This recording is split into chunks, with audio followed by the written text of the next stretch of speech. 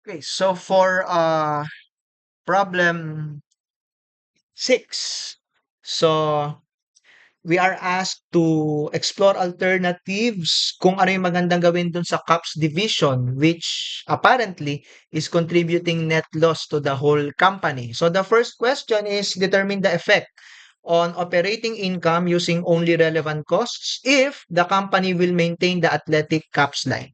So we solve first for the contribution margin of the CAPS division. So get the difference between the selling price of 40 and variable cost of 35. So you'll get contribution margin of 5 pesos. Then multiply that to the number of units sold, which is 2,500.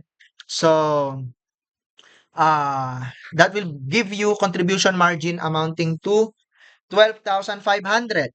But the problem is also clear that the 50,000 fixed cost is avoidable. So you deduct that from 12,500. So the net loss of the CAPS division is 37,500. So ibig sabihin, if a division is contributing net loss, we can conclude that it will be harmful for the company to maintain the division because it will bring a net loss of 37,500. So that also answers number 2. If you are going to eliminate the CAPS division, that means you will eliminate the net loss of 37,500. So, ang epekto niya overall sa company is increase of 37,500 because of the eliminated net loss. So, that's requirement number 2. Requirement number 3, determine the effect on operating income using only relevant cost under option 2. Option 2 is replace the athletic caps with the athletic shoes. So, sa athletic shoes, the selling price per pair is 60, variable cost of 43. So, that means you have contribution margin of 17 pesos times the number of units to be sold, which is 25,000. That means the shoes division, if it will be introduced in the company, will bring a contribution margin of 425,000. Less avoidable fixed cost of the shoes division, 50,000. So that means you will have an additional net income from shoes of 375,000. But it does not stop there because introducing the shoes division means eliminating the caps division. So aside from net income of 375,000 from shoes, you will also eliminate the 37,500 net loss from caps. So all in all, option 2 will cause an increase in overall company income of 412,500.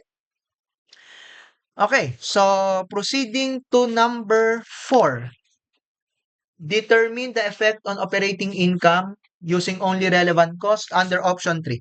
Option 3 says remake the athletic caps line and improve the visors. Okay, so if we are going to remake the athletic cups, I take it na ang ibig niyang sabihin is i-convert yung cups into visors. So there will be an increase of selling price of 30 pesos. Kasi if you look at the selling price of visors and cups, that's 70 and 40. So that's an increase of 30 pesos. But there's also an increase in variable cost amounting to 15 pesos. That's the difference between 50 and 35. So that means increase in contribution margin of 15 pesos. If we are going to improve the 2,500 cups. So multiply 15 by 2,500. This will result to additional contribution margin of 37,500. But fixed cost will also increase by 40,000. That's the difference between fixed cost of 90,000 and fixed cost of 50,000 for visors and cups respectively. So increase of 40,000. So that means if we are talking about improving only the 2,500 cups, we will convert them into visors it's actually harmful to the company because it will result to decrease in net income, 2,500. Now, I'm a little confused dito sa problem kasi pinresent niya kasi yung Visors as a new product na ang demand ay 6,000. So, kung ang ibig niyang sabihin ay i-convert lang yung caps, yung 2,500 lang, as I have said earlier, hindi siya maganda because it's gonna cause a decrease in company income amounting to 2,500. But if it means we will also accommodate yung additional demand kasi sabi dun sa problem 6,000 daw yung demand sa Visors. So that means meron pa tayong additional 3,500 na pwedeng i-produce, no? That's the difference between 6,000 and 2,500. So, if we are going to include that sa ating analysis, so we have additional demand sa Visors, 6,000 less 2,500, so that's 3,500. And then multiply that to the contribution margin per Visor na 20 pesos. I forgot to put a peso sign there. So 20 pesos, that's the difference between 70 and 50. So that's 20 pesos. So we have additional contribution margin of 70,000. So if we are going to combine the two, this one, yan, yung 70,000 and 2,500. So the overall effect on net income is 67,500. So despite um entertaining the additional demand for Visors, it appears that the best alternative is this one.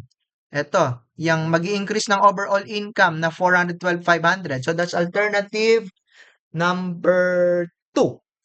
Replace the athletic caps line with athletic shoes because it's going to cause an increase of 412,500 to the overall company income.